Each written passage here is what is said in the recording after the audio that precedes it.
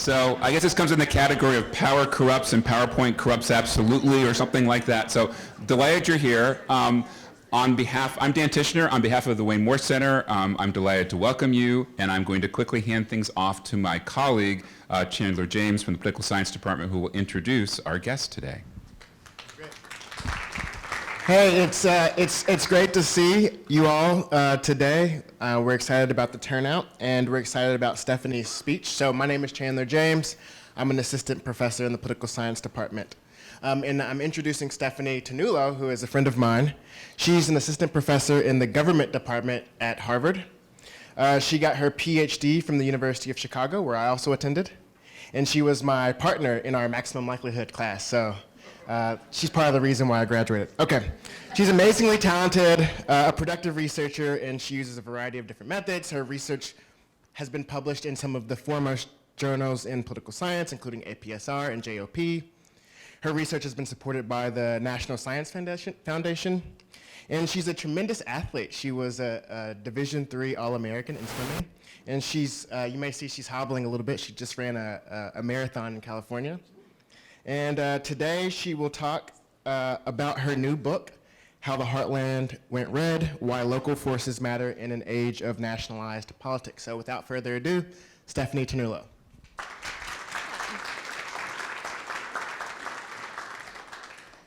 Okay, this seems to be working. All right, so thank you all so much for being here. I'm really excited to share with you the research from my new book, which has just been published with Princeton University Press.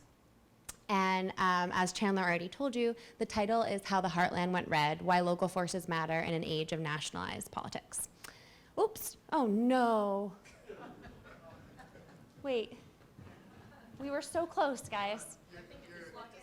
I just went to sleep. So I think, but now I want you to walk in. Okay. And good? We're going? Okay, next line. So we're going to start with a couple of figures that will sort of illustrate why the title is the title. This is a map of all of the counties that could be considered part of the white working class New Deal coalition. So these are counties that were overwhelmingly white in the 40s, 50s, all the way up to the present, with their employment base largely concentrated in working class occupations, and they voted on average for FDR in the 1930s and the 40s. And this is what their politics looked like by the 2016 presidential election. So there were 467 of these counties originally, and all but 4% of them were voting reliably Republican in national elections by 2016. Of course, this didn't happen all at once. About 2/3 of that original 467 counties turned to the right after the racial realignment in the 1960s. Another large chunk turned to the right after the consolidation of the religious right, which happened over several decades, sort of maybe concluding in the early 2000s. And then today we're here, right, with just 4% of those original white working class New Deal counties still voting reliably Democratic. But as I've already hinted, they all changed their politics at different times and perhaps for different reasons. And in the book, I argue that trying to understand that variation and why similar places responded differently to the same national political and economic developments, we can learn something new about this broad process that I call the reddening of the heartland, and also learn something new about where those places' politics are likely to head in the future. So before I get into all of my arguments, I want to get us all sort of on the same page about what's kind of the standard way of understanding that process that I just briefly highlighted. So we could call this a groups-based account of partisanship and party politics, which is sort of central to classic theories of American political behavior. The theory is that people's partisanship stems from their social group memberships, right? So your race, your class, your religion, maybe your gender, this leads you to your partisan attachment. And this is, as I said, foundational to the earliest studies of the American voter. And in recent years, we've had a sort of explosion of research specifying the contingent nature of this relationship between social group and political partisanship at both the micro social psychological level, so sort of which social group becomes a social and political identity, and at the macro level, at the level of elite political party maneuvering vis-a-vis organized groups. And together, that set of research has given us a pretty clear account explaining that historical process I just outlined for you. So it typically starts from the height of what some folks have called traditional class politics in the US, when you have working classes aligned with the left, in this case Democratic Party, and middle and upper classes aligned with the right, in this case the Republican Party. And that happened during the New Deal, right? So if we start from that point, the first break in the link between the white working classes and the Democratic Party happened after the Civil Rights Movement, and with the racial realignment, which broke into national politics in 1964. It had been percolating for many years prior to that. But with that realignment, so the Democrats signaled that they're the party of civil rights, and the Republicans signaled that they're the party of opposition to civil rights. And then the next break in the link happened with the consolidation of the religious right, which, as I already said, happened over several decades, from the 1970s up to the early 2000s. And these two sort of macro-level realigning processes put cross pressures on the white working class, right? So these were folks who, in the 1930s and 40s, under the New Deal party system, which many people viewed as divided along class lines, or at least along economic lines, white working class voters, it just made sense to identify with the Democratic Party, right? They were the party that represented the disadvantaged, the have-nots, the working class. But by the late 1990s, the Republican Party is now the party of white people, of white Christians, and so for white working class voters, particularly white Christian working class voters, their class identities are pulling them in one direction, and their racial religious identities are pulling them in another direction, right? And so at the same time as this is happening at the level of sort of macro realignment, there's also changes in the micro foundations linking the working class to the Democratic Party. And this is sort of the story we all know of globalization, deindustrialization, and union decline, which weakens that organizational link that shapes general working class social identity and political subjectivity. And then most recently, we've had sort of right-wing populist mobilizations from the Tea Party to, maybe I'll just stand here and guess what's on the screen. Okay, from the Tea Party to Donald Trump. And those mobilizations have capitalized on this sort of weakened working class identity amongst white voters, as well as sort of a rising feeling of status threat because they live in a racially heterogeneous society, and increasingly drawn more of those folks over to the right. So probably none of what I just said is news to anyone in this room. As I said, this is sort of the standard account of that historical process, right? And I think it does an excellent job of explaining macro-historical variation, right? Change over time. It also does a really good job of explaining individual level variation. So these theories might lead us to expect that white voters with more or less racial resentment, for example, might be more or less likely to identify with one party over the other. But it doesn't do as good of a job of explaining variation across places.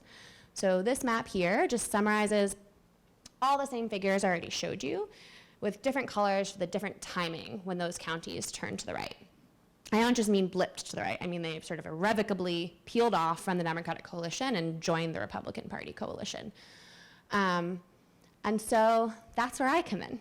So I'm gonna try to understand sort of how place played a role in shaping the past and ongoing reddening across the heartland, and in that process, learn something new about both the breakdown of the New Deal coalition and its contemporary ramifications for party politics today. And so to do that, I'm going to spend the rest of my time talking to you just about 3 cases. So each of these 3 cases represents one of the trends that I've already hinted at today. So they were all part of that white working class New Deal coalition. Lutherton, Indiana turned to the right after the racial realignment, and then turned even further to the right in the early 2000s after the rise of the religious right. Gravesend, Minnesota sort of became a swing county, but was still competitive to Democrats up until 2016, and then they sort of banked hard to the right and have hung out there for the last several years. And Motorville, Wisconsin is one of those 4% of counties that still remain in the Democratic coalition. And because these counties are indicative of broader trends, I'm going to argue that by trying to understand the past and present differences between these 3 places, we can learn something new about the historical and present political processes I'm talking about. So I'm going to ask 3 questions in the broader book project. First, how have historical, political, and economic transformations produced a fractured response amongst those places that were part of the white working class New Deal coalition? And how have those different responses sent these 3 cities on different political trajectories? Second, how does place still produce a persistent tendency toward democratic partisanship among Motorvillians, despite the fact that there have been all of these historical polls that drew away 96% of their peers? And third, moving forward, how can these place-based differences persist despite all of these forces that others have argued are nationalizing American politics, right? Elite polarization, media fragmentation. Scholars are increasingly arguing that these things mean that the local is less and less relevant to national politics. And I'm going to argue that that's not entirely the case. So 3 questions, I'll give you 3 answers. First, the historical argument is that places emerge as distinct sort of bundles of structural, organizational, and cultural materials. And they emerge over time in response to external shocks through these sort of path-dependent processes. So they become durably different based on the way they respond to similar external shocks. And then in the present day, I argue that place-based partisanship, or the portion of your partisan attachment that comes from where you live, that this emerges as residents make sense of national party politics and local economic conditions from within organizational contexts, and that those organizational contexts lead residents toward a tendency to agree around 2 cultural frameworks. So first are diagnostic frames for how to define social problems and identify political solutions, and second are narratives of community identity, which tell people what kind of community they live in, who they are as people, and where they fit into party politics. And then finally, for the future-oriented question, I argue that this relationship between place and political behavior persists despite all these nationalizing forces, because those forces aren't destabilizing organizational contexts, which is really the big mover in my argument. Okay, so I'm making, let's say, well, I just gave you 3 arguments, but really I'm making 2 arguments. One is about the role that place plays intersecting with race, class, and religion in shaping the politics of these sort of white post-industrial cities across the Midwest. And I have several pieces of evidence in the book, which I'm happy to talk about in the Q&A, that suggest that the factors that I'm identifying in my 3 field sites generalize across that broader set of white working class New Deal counties that I started with. And then I'm also making a more general argument about how place sustains people's partisan attachments, that where people live matters for how they relate to the political parties. And in the book, I argue that this argument is probably most applicable to cross-pressured voters. So this includes the white working and middle class folks that I interviewed in this book, but it also includes sort of new immigrant groups, Latinx groups, Asian immigrant groups, people who both parties want, people whose social identities who could identify with different aspects of their social group memberships and who the parties are trying to pull them to one side or the other. In those cases, place can help make certain social identities more salient than others. And then place can help sort of link those identities to one party rather than the other. So that's still a lot for however many minutes I have left with you. So I'm going to focus on 2 pieces of the argument today. Those pieces are going to take us to Motorville, that kind of outlier case. And I'm going to try to understand what's going on with Motorville in the present. So we're going to bracket the historical piece, we're going to bracket the future piece, and we're just going to focus on how local organizations are sustaining democratic partisanship in Motorville today. And then I'll turn to Lutherton and Gravesend as counterfactuals. These are similar kinds of places with different organizational contexts, and see sort of how similar people are thinking about social problems and party politics in the absence of the organizations that exist in Motorville. All right, any questions to this point? Okay, if you have questions, let me know. So before I dive into the argument, last piece of information you need to know is the research design.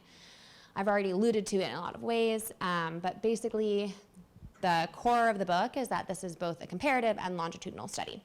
So we'll get to the comparative piece in a moment. But the longitudinal piece is that I conducted 4 rounds of in-depth interviews with 86 residents across the 3 field sites from June 2019 through November 2020. So that was over 300 interviews in total. On average, I spoke to each person for 4.5 hours. This allowed me to talk to people sort of way before they were thinking about the 2020 presidential election, right as COVID was crashing down around us, and then as they were thinking about how to make their choices in the 2020 election. So as is clear, COVID-19 interrupted that fieldwork. So all of the interviews that happened sort of after March 11th, 2020 were on phone or over Skype. So in addition to those sort of that core longitudinal interviews, which forms the spine of the book, I also, before COVID interrupted me, I was able to complete about 5 to 6 months of in-person fieldwork across the 3 field sites. I conducted an additional 91 in-depth interviews with community leaders. So these are elected officials, party activists, nonprofit heads, labor leaders, pastors, the people who serve as local opinion leaders for other folks in town. And then I collected newspaper data going back to 1932 across all 3 field sites. And I also collected public Facebook posts from local politicians from January to November 2020, so the whole course of the presidential election and the local elections that were going on in 2020. Okay, so that's the longitudinal dimension. And then there's the comparative dimension. So I've already said several times, I think of these places as all part of that white working class New Deal coalition. And the reason I was interested in studying these kinds of communities, is that I wanted to understand sort of the contemporary ramifications for white political subjectivity of that past breakdown of the New Deal coalition. So I wanted to identify places that had sort of a shared set of demographic characteristics in the 30s and 40s, and that still had shared characteristics today. So ruling out kind of massive demographic change as the explanation for different kinds of political change. And I also wanted to find places that had shared politics in the 30s and 40s and no longer do. So I started off, as I said, with places that were overwhelmingly white, both in the 40s and 50s and today, that had first tercile employment and working class occupations as defined by others, not me, in the 40s, 50s, and today, that voted on average for FDR across his 4 presidential elections. And then I used their Democratic presidential vote share from 1964, the year of that national racial realignment, up through 2016. And I used a hierarchical clustering algorithm that inductively identifies similar groupings of variables. So in this case, the presidential vote share. And so what that did is produce sort of clusters of political trajectories, different political trajectories, from within that set of 467 similar counties. And you can see those clusters summarized here. So in red, you have this cluster that turned to the right after the racial realignment. Lutherton, Indiana is part of that cluster. You have in green this cluster that was sort of a set of swing counties up through 2016. You can see they took a turn, they kept going. Gravesend, Minnesota is part of that cluster. And then this cluster here, as I said, just 4% in blue, still voting Democratic up through 2020. Okay, and so this sort of cluster analysis gave me exactly what I wanted, right? It's present day variation in politics, but not present day variation and not past variation in demographic characteristics. But I still had dozens of counties from which I could choose. So to narrow it down further, I focused only on the Midwest. As you saw, my counties kind of actually spread across the country. So I wanted to hold region constant. I wanted to focus on places that were politically important to the 2020 election, and I wanted to focus on places that were within a 10-hour drive from Chicago, because that's where I lived. And then I also wanted to focus on places with small cities. So urban-rural polarization, we all know about it. Rural places, very red. Urban places, basically any MSA of 50,000 or over, pretty blue in most parts of the country. And so these small cities of between 15 to 30,000 residents, those kind of like micropolitan statistical areas, they're actually one of the few geographies that still have quite a bit of political heterogeneity in them. So I chose to focus on those kinds of small cities, and then I made a map, and I said, here are all the places I could go to. I could only go to one Democratic place at this point. There are so few, it was quite clear where I was going for my Democratic place. And I put up this map to a group of my colleagues at UChicago, and Chandler said, hey, I know the chair of the Republican Party in that red county. And I said, I'll go there. And she hosted me for 2 months of my fieldwork. So that was a gift from Chandler that really kept on giving and is still giving today. Okay, so that's how I got to my field sites. And can you see? Okay, great. And right, so I've now told you several times, these are similar kinds of places, right? But of course, you're probably wondering, well, how similar are they really? At this point in the talk, people have like 30 ideas in their head about how they could be different and how that could be why they have different politics. And some of those answers are probably right. But they are somewhat similar, right? So I call them sort of white post-industrial cities. What I mean by that, as I've already said, is that they were about 99% white in the 40s and 50s, over 90% white today, working class occupations. But they also, by other definitions of class that we might think are relevant, sort of since the 1980s through 2020, they've been below the national average in college education rates, below the national average in median income, and they've all sort of experienced this post-industrial transition to varying degrees. So what does that post-industrial transition look like? It's typically a shift from manufacturing to service sector labor. It often comes with a sort of declining and aging population. You could think about this as a brain drain. As the jobs leave, the young people, the educated people leave to go to more vibrant economic centers. And so we should expect these places to be aging faster than the country as a whole since 1980, and they all have been. But here we can start to see some differences, right? Gravesend in bright green has been aging a lot faster than the other two places. And then we can look at population decline to think about these differences more. Gravesend has lost about 20% of its population since 1980. Motorville has gained 20% of its population since 1980. Or sorry, Lutherton has gained. Motorville has held pretty constant.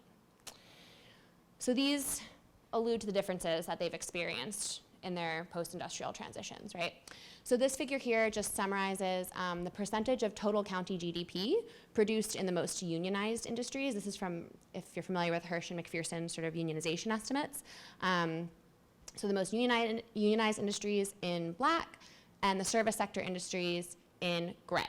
And so, like I said, after like a complete post-industrial transition, you would expect to go from having a ton of manufacturing output to a ton of service sector output. And that's really only true, that's really only happened, this is from 2000 to 2020, so it's really only happened in Gravesend, right? There's basically about the same portion of county GDP is produced by manufacturing as the service sector. In Lutherton and Motorville, that gap is still pretty big. And that's because in the late 1970s, Gravesend's largest employer filed for bankruptcy. They reopened, changed ownership several times. They shed employees every time they did. This is a really familiar story for anyone who knows these kinds of cities and these kinds of company towns. And then in the late 90s, they burned down. And because they'd been in such a struggle for so many decades, the owners decided not to rebuild. So Gravesend lost its largest employer. That's why it lost so much population. That's why it's aging. Motorville also had a kind of dramatic post-industrial transition. In the 1970s, it also lost its largest employer. In this case, the local newspapers reported rumors that they'd gone south in search of, quote, cheaper labor because the workers at that plant had been on strike. It was a UAW plant. They'd been on strike twice in the previous decade. And so things were looking pretty bad for Lutherton as well in the late 1970s. But then a decade later, the chair of their county economic Development Corporation was able to lure in a large international tractor manufacturer. And this basically saved the economy. It attracted other foreign direct investment. And now, by the time I got there in summer 2019, all the community leaders agree this place, the economy is booming. And the economy is booming. And they have way too many jobs for their population. And in fact, that's sort of like the biggest problem community leaders will tell you about, that they have too many jobs and not enough people to fill those jobs. So Motorville falls somewhere in between. Motorville didn't have one of these dramatic losses based on phone book records. Many of the largest employers from the 1950s are still there today. They're still union shops today, but they have merged, changed ownership, and shed employees. Okay, these places aren't identical. They're similar. But what I like about them is that these economic differences actually deepen the puzzle of their distinctive politics. right? So there's this whole literature in the US and largely in Western Europe linking deindustrialization to right-wing populism. So based on this literature, we might expect that Gravesend over here would be the most Republican of the three places, and that it would have turned to the right in the early 2000s after it lost its major employer. This is not the case, right? It's in between the two places, and it didn't turn to the right until 2016. We might expect that Lutherton, with this, quote, booming economy, would have a kind of insulation against right-wing voting. Not true, it's been Republican for decades. And so this isn't to say that these structural economic differences don't matter, but it's to say that this is an incomplete explanation for how place shapes politics, right? A lot of this literature is focused on economic decline and how that affects local political behavior. And by studying these three cases where structural economic differences don't explain everything, I think it draws our attention to the non-structural dimensions of place, and as Japonica Brown-Saraceno has written, it tells us how similar places can make us different. And I also think it allows me to build on Kathy Kramer's foundational work on rural politics in Wisconsin to show how organizational contexts are mediating the development of place-based identity and the production of populist resentments. Okay, cool. So a little more detail about what I mean when I say place is shaping partisanship, and then I promise I'll show you some empirics. So how does place shape partisanship? As I said, I think about places as defined by these structural, organizational, and cultural dimensions. And I argue that resonance makes sense of both national politics and local structural conditions from within these organizational contexts, right? And those organizational contexts then lead people toward a tendency toward agreement on two key frameworks. The first are diagnostic frames for defining what their post-industrial social problems are and how they solve them politically. And the second are narratives of community identity that tell residents what kind of community they are and where they fit into the party system. So organizational contexts, as I've already said, are really key to this argument and the distinctive nature of those organizational contexts. And that's because I'm not arguing that, organizations directly affect their members. They do, and that's part of the argument, but I'm also arguing that they have a broader sort of indirect effect on other residents that aren't organizational affiliates, because those other residents live in a community where problem solving is constrained and enabled by local organizational resources, right? So in a neoliberal era of urban governance, it's very rare that local governments are sort of doing everything they do on their own. They're usually doing things, solving problems, getting things done for their constituents in collaboration with non-governmental organizations, local businesses, nonprofits, churches, unions, et cetera. And so this means that the pool of local organizational resources in a community really shapes the way that community leaders are able to define problems, to solve problems, and then those community leaders serve as opinion leaders for other residents. And organizations also matter for narratives of community identity, because residents are embedded in not just sort of these national information environments. Yes, some of them watch Fox News, some of them watch MSNBC, but they're also embedded in local information environments, right? Their social media networks look like their in-person networks, which look like their town, essentially. And so if you live in a community dominated by churches, even if you don't attend a church, you have a lot of friends who attend church. So you hear all the time about what the churches are up to in town. The local newspaper probably covers what the churches are up to in town, and community leaders talk about what the churches are up to in town. And so because these local information environments are partly shaped by local organizations, that shapes the way people think about the kind of community they live in and who they are as individuals. All right. We're getting to the empirics. I think this is the most fun part, and then I'll stop talking entirely and we can have real fun. So organizational context, super important. We need to know something about the organizational context in these three cases, right? So Motorville, the Democratic case, is a place where unions are still fighting economic battles on political terrain. Lutherton is very different. This is the Republican case. Not only do they lack the sort of politically mobilized labor movement, but they have this pool of really well-resourced churches that coordinate a kind of private but collective problem-solving network that jumps in to very visibly address social problems as they emerge in the community. And then Gravesend, as in all things, falls somewhat in between these two cases. So it still has many private and public sector unions. It still has many churches and a really high rate of church attendance. But neither of those organizations do now what they once did. So unions aren't engaged in politics. The churches don't really have the resources to sort of do the kind of social service functioning that Lutheran churches do. And this lack of stable organizational leadership contributes to residents' feelings that they live in a dying place and that no one is helping them fix it. They can't fix it themselves. They lack leadership, and these sort of external forces like immigration and socialism feel like real threats, existential threats to their existence and their way of life. All right, so Motorville is a place where unions fight economic battles on political terrain. Probably a lot of you were like, what? That's quite old-fashioned sounding.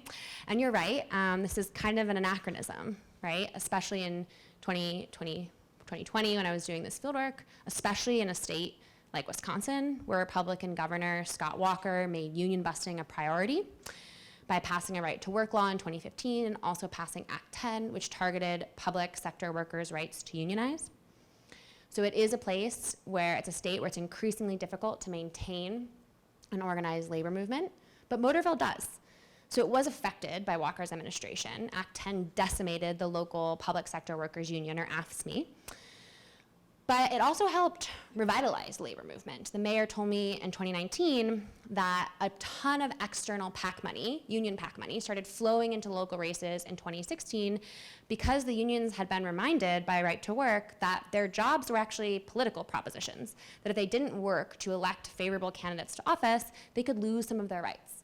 And so they started working again. But really, they'd always been working a little bit more than other similar places.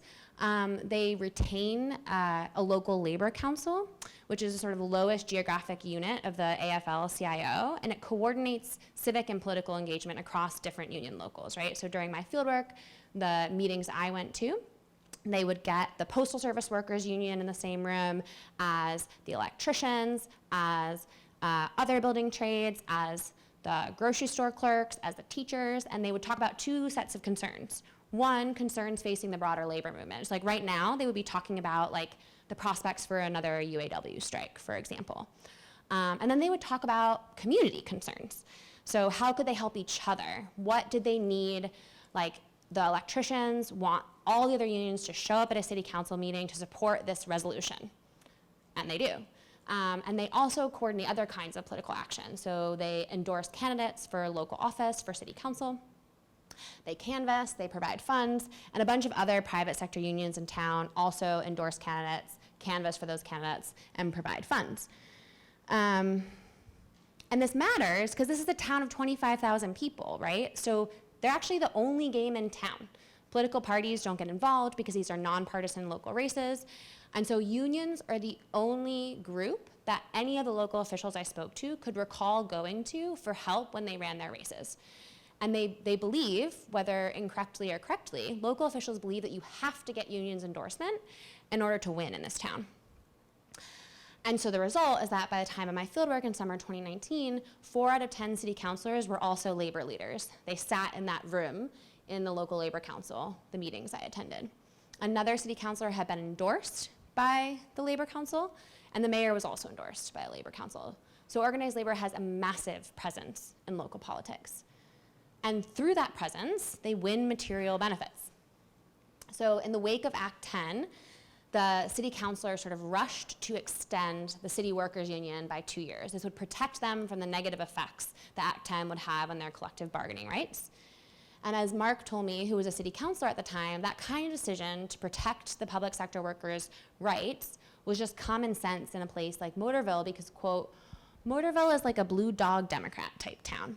So the working class labor people, union type people. And so the unions very much wanted somebody that was gonna be in there, that was gonna support the labor side completely. So I supported whatever they want, not like blindly following them, but more, I agree with that, right? So labor works hard, gets their people elected, and then they get material benefits. And the result, that's most important for our purposes, is that this means that the community leaders in Motorville tend to agree. They tend to share labor's point of view, as Mark said.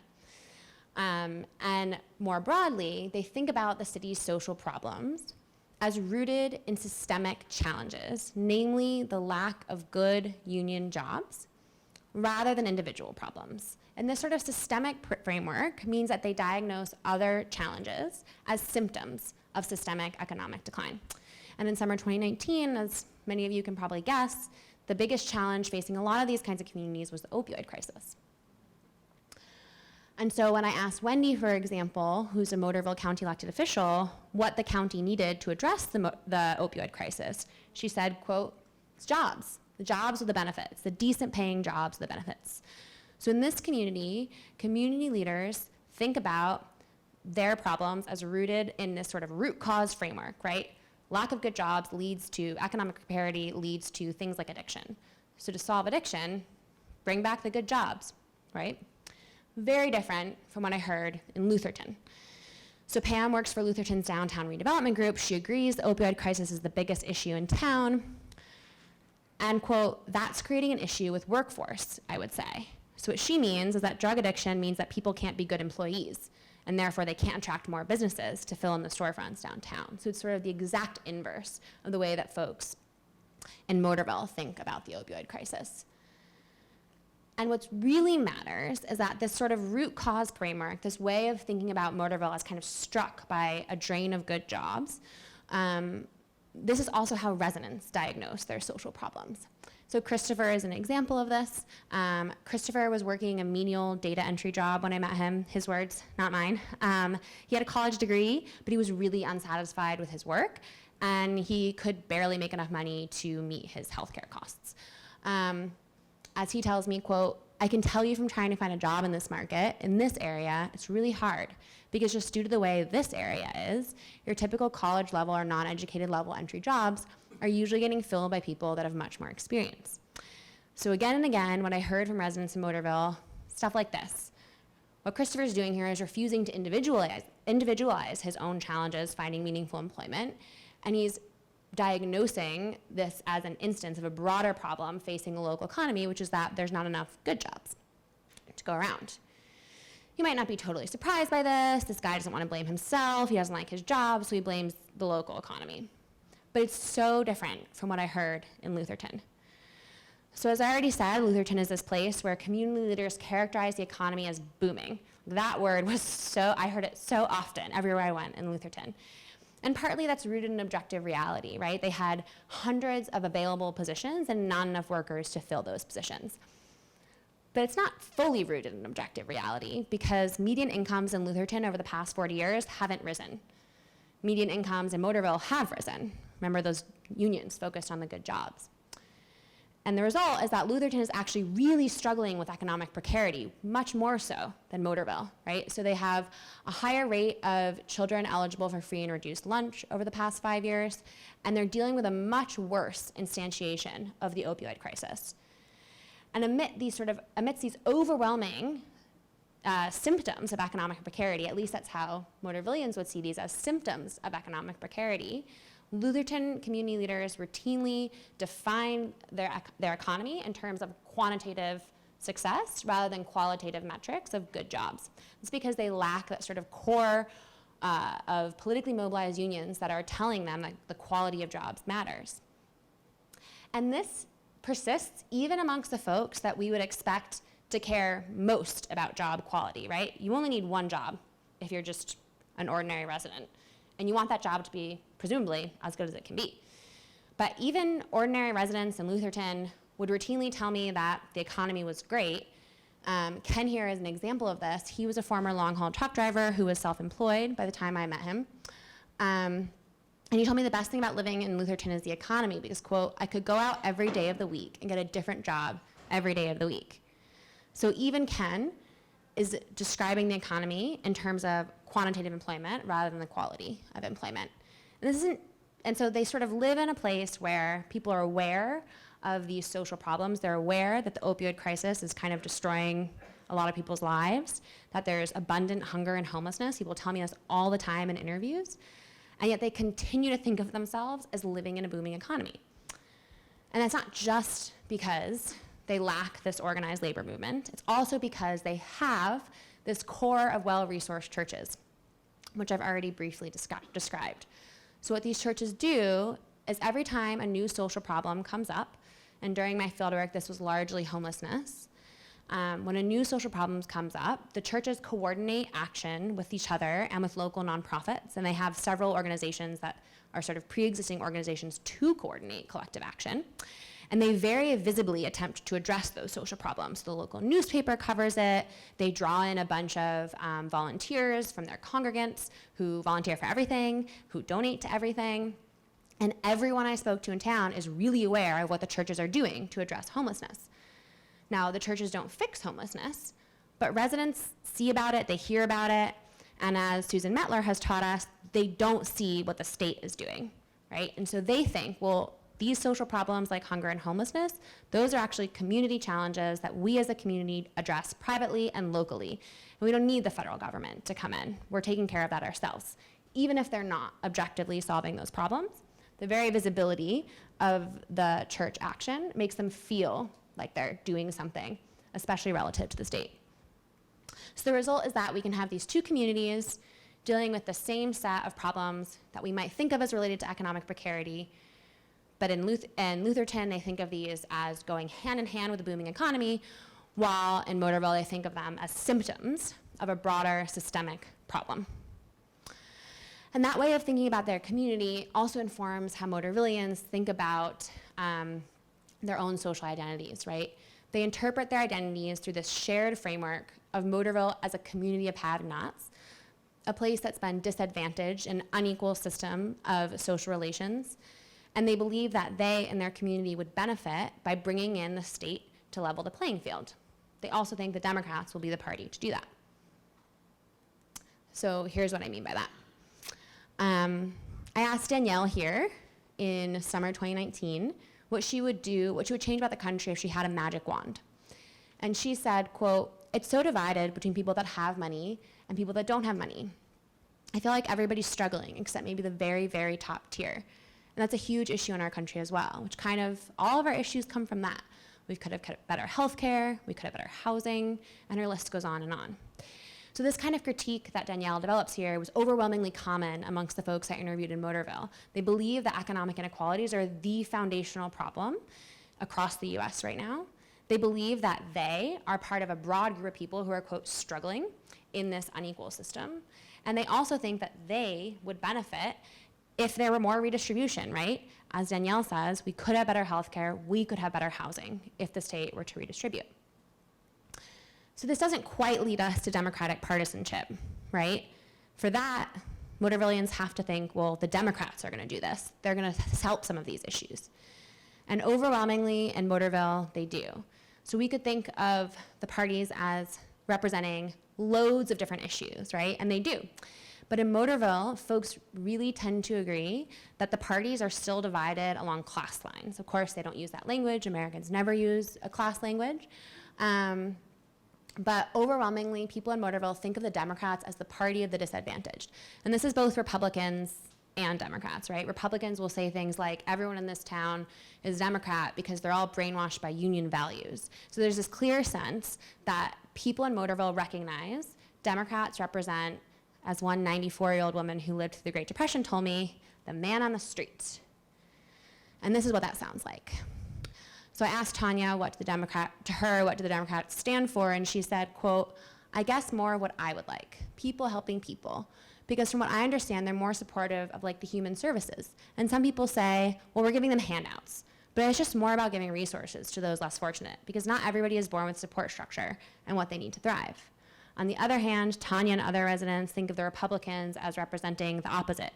People who were born on third base, as one person told me. People who have the support structure and what they need to survive. The rich, the 1%, those kinds of things.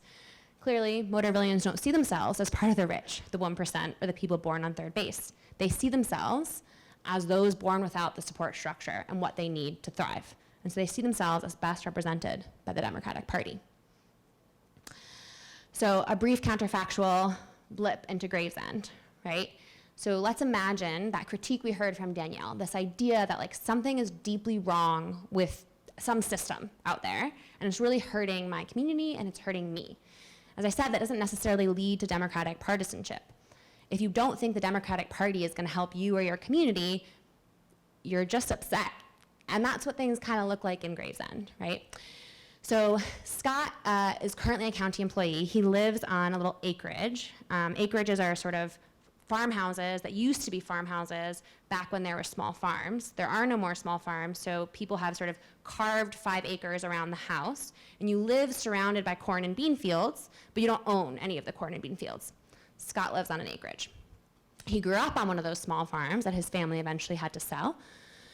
And one of his formative political experiences was his first paid job working for his uncle, who was a Republican. And he was a union worker. And he had an altercation with his boss, his uncle, and his union represented him. And he told me, you know, it made sense. That's how politics were back in the day. The boss, they were the Republican. The worker, we were the Democrats. But, quote, the Democratic Party has definitely changed. Used to be Democrat, Farmer, Labor. That's the DFL in Minnesota. And you know, the Republicans was more business. You know what I'm getting at. Just like me with my old boss. And now it's gotten more where the Democratic Party has gotten more for more of a giveaway thing, you know, by letting all these illegals in and all this kind of stuff. So Scott's concerns about what's happened to his community aren't all that different from the concerns I heard in Motorville, but Scott ends up thinking that government intervention, that federal government coming in and pouring more money at social problems isn't gonna benefit him and his community. It's actually gonna benefit, quote, all these illegals. And so this is really the sort of right-wing, racialized, populist resentment that we've heard from in work from Kathy Kramer or Arlie Hochschild that seems really common in these kinds of cities. And what I'm arguing in the book is that this certainly exists, and this is certainly an important force in national politics, but it's not everywhere, and it's probably in places that have experienced not just economic decline, but a total loss in local organizations that no longer provide a way for reframing this as a social problem that could be resolved by government intervention rather than worsened by government intervention. Okay, one last point, and then I promise I'll stop talking. So I talked a lot about sort of this strange place called Motorville, Wisconsin, where like people still think about politics as based in class divisions. And you might think, well, that class politics we had 80 years ago was very racialized, right? It was a time when Black Americans were basically excluded from voting. Unions were very racially exclusionary, and so you might think, like, that's not really gonna, like, what does that do? What does that mean?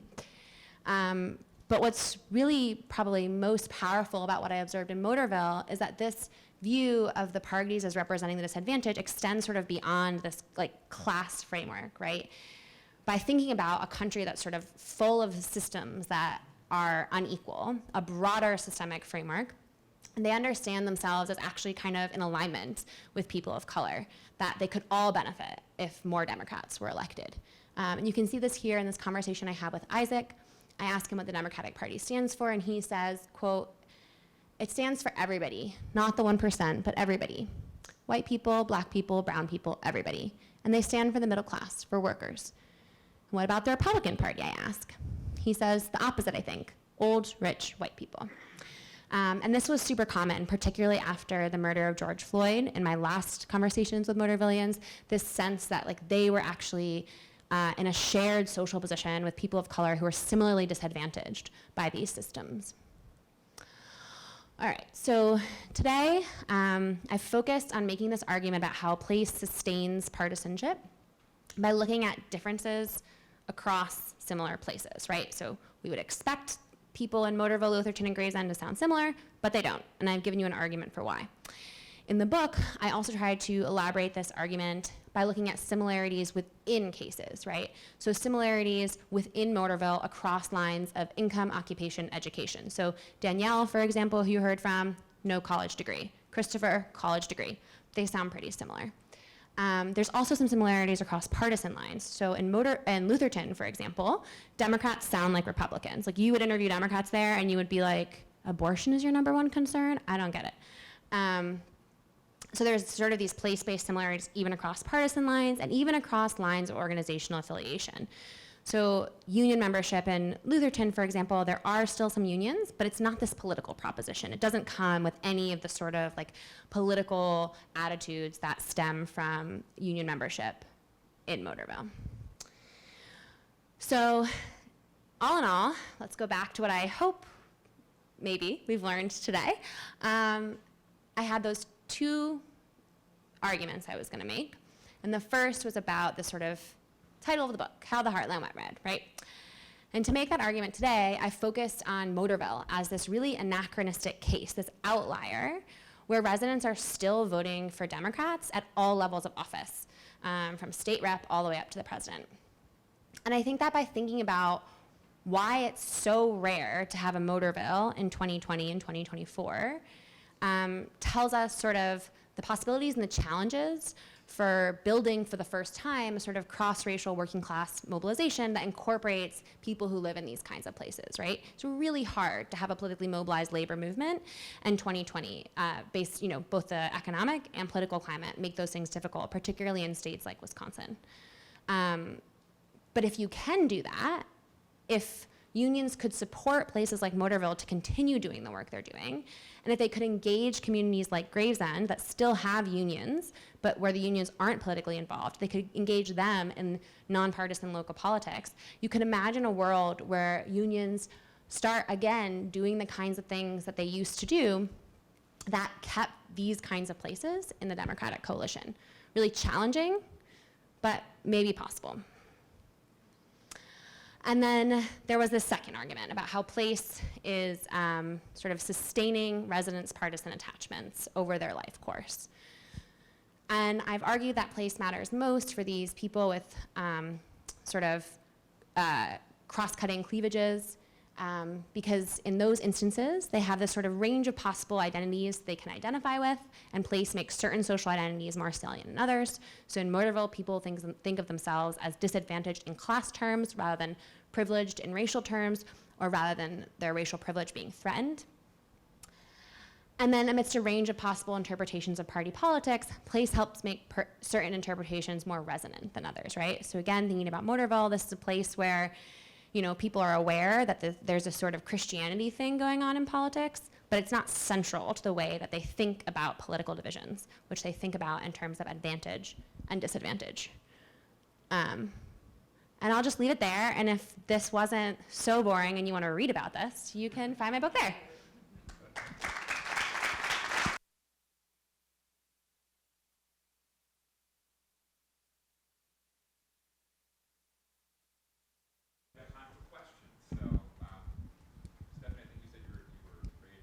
Yeah, I'm ready. I'm gonna stand. No, I'll just keep standing up here. Actually, yeah. You can also, since you did a marathon, you can also sit if you want. I'm actually doing okay. Thank you.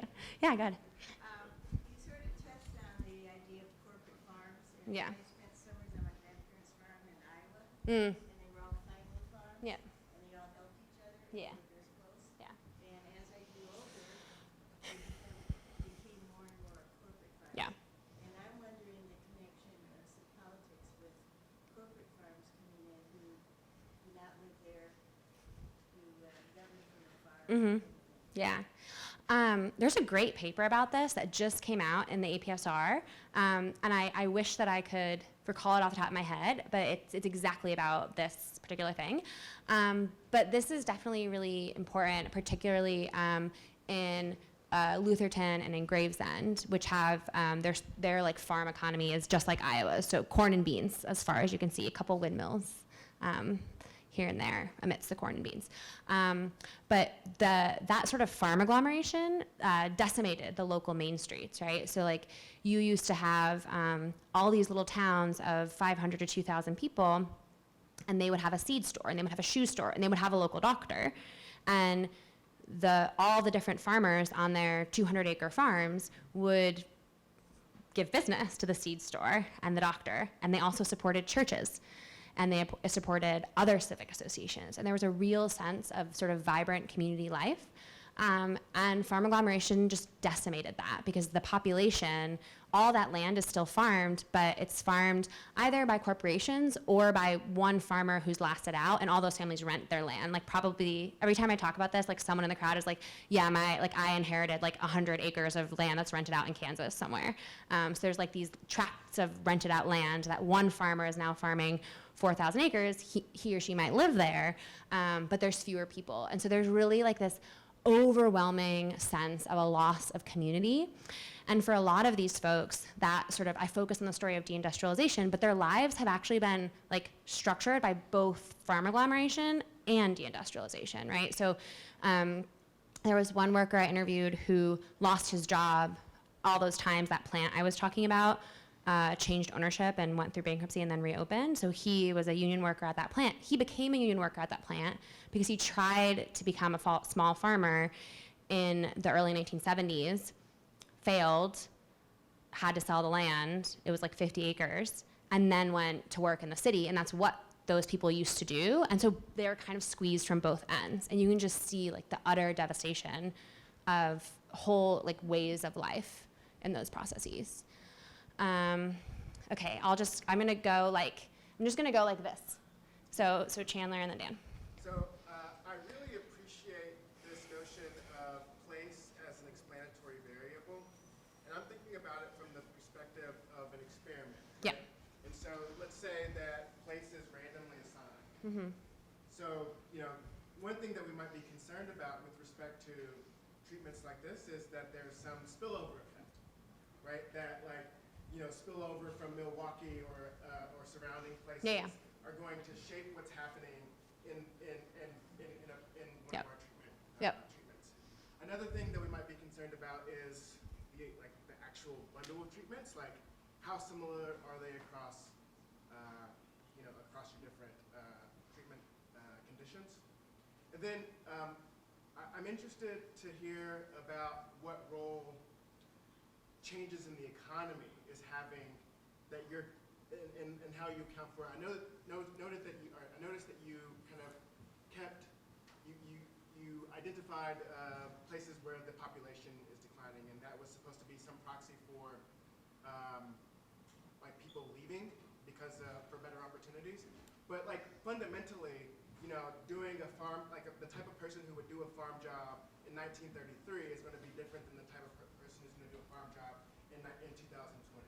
And so, when we're trying to make those, or when we're thinking about like what it means to be a working class person in 2020, that's going to be dramatically different than what it means to be a working class person in 1933. So Yeah. Can you talk a little bit about that? Yeah, totally. I mean, that's sort of the purpose of that graph with the service sector output and the industrial output. Like the definition of working class has certainly changed over the last 80 years.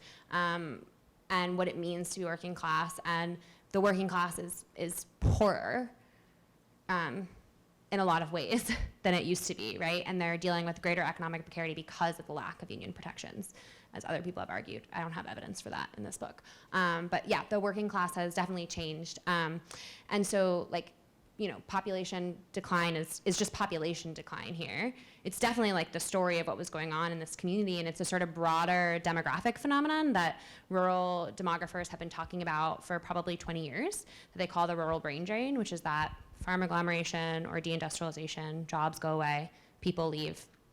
So I think only one of my field sites really conforms to that pattern of like rural or post-industrial brain drain. But you can see the economics in the data I showed you, right? Like you can see their median incomes, you can see their industrial output, you can see their service sector output. I talked about the employers that have come and gone. There's like real hard economic differences between them, but I don't think those differences explain everything. Which I think goes to your second question about sort of like a bundle. So we could think of this as like a race as a bundle of sticks kind of argument, that this is a bundled treatment, but that all of our treatments are bundled. But because this is qualitative, I know what's in the bundle, and I'm really trying to trace those mechanisms, right? So I'm really trying to understand. Anne Swidler has this great quote. She's a cultural sociologist, and she has this idea that like our job as social scientists is sometimes to try to figure out like how the outside world gets in. So the first thing I noticed when doing this fieldwork was like, wow, there's clear differences in how people in these three places think about these very similar social problems and how they think about party politics. And there's also clear differences in the organizations and what they're doing in these three places, right? But I couldn't figure out the how just based on that first set of interviews. And so I think like that would be like the correlation between like a count of union density and democratic vote share. You might say, okay, places with more unions are more democratic, but why? Why still today? And so that mechanisms argument is really how I'm teasing out sort of like what's behind that treatment effect, what's driving that correlation. And your first question was about? It's okay, I think you've answered it. Okay, you sure? Yeah. Okay, I really forget, completely went out of my mind. Dan. I only have one question.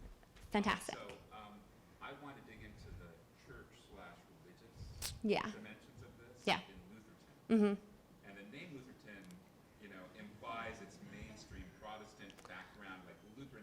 And I'm wondering, is it better named like Falwellian or whatever it is? Like, is it a story, because you're capturing a broad swath of time. Yeah. If we were talking in the 1950s, so many of these communities, it really was mainstream Yeah. Protestant. Yeah.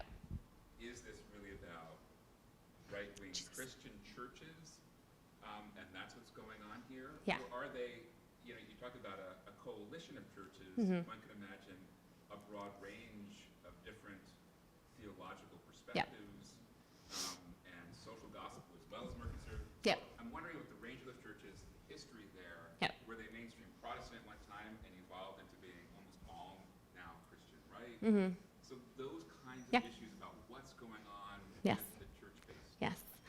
I recommend chapter 1. No, just kidding. I'll tell you the answer. So this is like, I would say this is the big left question from this version of this talk, right? Because I'm like, churches, they matter, but I'm not really telling you how. So it's a good question. So I call it Lutherton because they're German Lutheran churches. So not ELCA Lutheran, but LCMS Lutheran, which is an evangelical.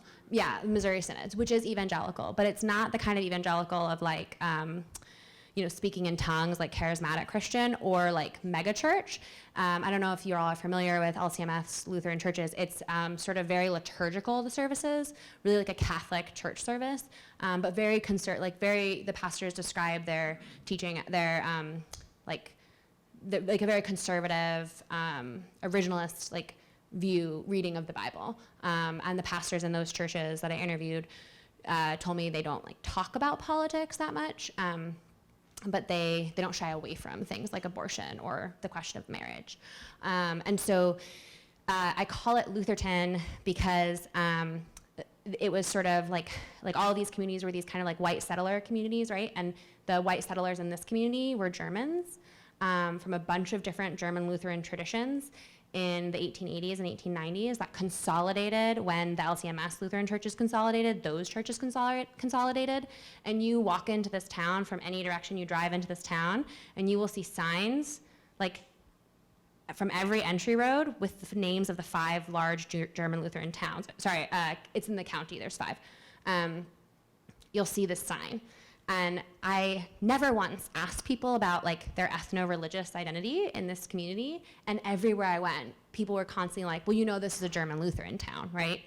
And so it's a very, the way that those churches shape social identity is super clear because everyone thinks about themselves as white Christians, very clearly. They're a Christian community, they're a German Lutheran community. And so it's very, they have German street names sometimes in certain places. And it is conservative. So there is this element of direct organizational affiliation happening there, right? This element of I have a particular religious worldview, and that religious worldview now translates into a particular political worldview. So, people are deeply concerned about abortion. People are really concerned about bathroom issues, let's say, and marriage. Those are big concerns for folks in this community. I don't talk about that a ton in the book, it's in there, but that's not new, right? We know a lot about sort of the evangelical right. The argument that I'm trying to make that's new is this one thing about churches shaping white Christian identity on a community level, and then also the way churches solve social problems. So they have a county consortium of churches where once a month, all the pastors in the county get together across denominations, and they meet and they have nonprofit leaders come in from the county, and they talk to each other and talk to the nonprofit leaders about like, what are the social problems and what can we do as churches and nonprofits together to solve these social problems. And that's been going on for a really long time, as far as I can tell. And more recently, a new nonprofit organization that actually started out as like an evangelical ministry has emerged to like even more formalize this informal collaboration across the churches. And they actually want to pool all of the churches' private funds. They want to be like a government outside the government. So they're trying to get all the churches on board so this one organization can take all of their like ad hoc money for like people who come in and say, hey, can you pay my electric bill? It's all going to go to this one organized clearinghouse, and that clearinghouse is now going to be in charge of all the social services in the county. And so they go from, they've always had this kind of like non-governmental church-based problem-solving network, and during my fieldwork it became even more crystallized. And sort of what really matters at the level of ordinary residents' politics is that if you ask people like, what are the challenges going on in this community, they'll tell you hunger, homelessness, and they'll say, but like in the same breath, they'll say, but we're doing a really good job of addressing those things here. Like we're taking care of those problems. I just read this thing the other day, or my church is participating in this group, and we're doing all this stuff. And so they actually learn about social problems when they're learning about the solutions, which are the churches. And so they think of those problems as solved, because that's actually how they're hearing about them, is the act of solving. And then what's really most important for their politics is that in my second round interviews, I asked people like, you know, if a new problem came up in town, like who would you go to resolve it? Churches, pastors. You know, more generally across the country, like how do you think we can best take care of society's needs? And people say things like, well, we can do the kinds of things we do here. And then they'll go tell me what all the churches do. And so they really use this sort of local problem-solving arrangement as a reference point for how to solve national problems. It's super clear. And so it's not what we heard in Gravesend. In Gravesend, it's that like populist anti-statism, right? Like the state is a malevolent force. In Lutherton, the state is just like superfluous. Like we just don't need the government because we're doing it ourselves. And even like local elected officials are like, well, it's not really my job to solve problems. The churches do that, but I'm happy to give them resources. So it's just sort of the way things are. Yes. Thank you. As a union member and as a delegate to our local labor council, it really resonates a lot with what conversations are going on in the labor movement about the role unions can play, certainly in terms of moving things economically, but also as social organization. Oh, cool. This is like the best thing ever. So Eugene has a labor council? The county does? Yes. Okay. Yeah, I mean, it really, I was laughing as you were talking about how that labor council functions. Yeah. It's very similar. But I wanted to ask if you came across in your interviews in the book and talking to folks, like, that there's also been another type of response from some working class communities where they see that both parties have sold them out, or they associate the Democratic Party with NAFTA, free trade deals, with welfare, like ending welfare as we know it, the crime, sort of harsh crime, policies. Sure. And even things like what Hillary Clinton said about putting coal miners out of work, that other working class communities kind of shifted in a way that they either, they have antipathy with both parties, or they shifted toward the right because they were just against the Democrats. I don't know if you came across Yeah. that at all. Yeah. So there's a little bit of that in Gravesend, right? There's this sense that like the Democrats are actually making things worse, but the sense there is that they're making things worse for white people by helping immigrants. Like that's the thing. Like they are, I mean, like this idea, like the thing that I really focus on a lot in the book is like people's orientations towards the federal government, right? So like I said, it's beneficent in my Democratic case, it's malevolent in my Republican case, and then in this Minnesota case, it's superfluous in my Republican case. In this Minnesota case, it's actually malevolent. Like the state is actually making things worse for white Americans by the handouts to illegals. And so there's a little bit of that, but I think, so one of my graduate students is right now working on a dissertation about like coal mining communities in West Virginia, and I think a lot of the stuff you're talking about is actually more salient in those conversations where the energy transition has really hit hard. And I think a lot of other work is starting to show this. And actually, like, we've written this paper together, drawing on my data from this Minnesota case, where sort of like the decline of organizations turns people against the state and towards the Republican Party. And her argument is that like this utter decline, this like utter devastation sort of made people vaguely willing to vote for Trump in 2016. And actually now they're just like, why would I vote? Like both parties, it's this, is what you said. It's sort of like they've kind of like flirted with both sides, or they were Democrats for their whole lives. They flirted with the right, and now they're like, this sucks, like life still sucks. And so why would I go out to vote? And so she's really hearing a lot of that in that place. And I think that requires like a level of like the sort of devastation that you saw in my Minnesota case is like, I would say half of what she's seeing in her field sites, right? So they still have like just as much employment as they did in the 1980s in my like worst off case. And so there's been this sort of devastation across these communities, but it's not as total as in these energy transition communities. Yeah. Yes, and then behind you, yes, yeah. Okay, my turn. Your turn. Excellent. Thank you. Absolutely wonderful talk. Thank you. Inspiring. I have not read the book, but I'm going to. It's very fitting. I'm a sociologist and here at U of O, and I wanted to. I think what I got from your talk here is you offer, because this provide that macro account of this transition, you know, this breakup of the New Deal coalition and the working class, and then you provide a place-based account of kind of the micro level. Yeah. Supplanting of class with ethno-religious Yep. Yep. Identities, Yeah. essentially, that are, you know, that you have these great theoretical tie-ins in terms of making these explanations, by the way. But one of the questions I have kind of builds off Dan's point about religion and Yeah. the type of churches that prevail, Yeah. but now it's a type of union. Okay. So Oh, I do a little research on also a great labor question. unions. Yeah, so on union typologies and different Yeah. types of political behavior, we can predict that. Different types Yeah. of unions. And so, did you see that play out? Because you got the social unions Yeah. definitely more engaged. Yeah. You know, versus, Yeah. Okay, there's a couple ways to think about this, right? So the kind of like historical chapter is really just chapter 1, which kind of leads into this chapter 2 of like what's left of local organizations in each place.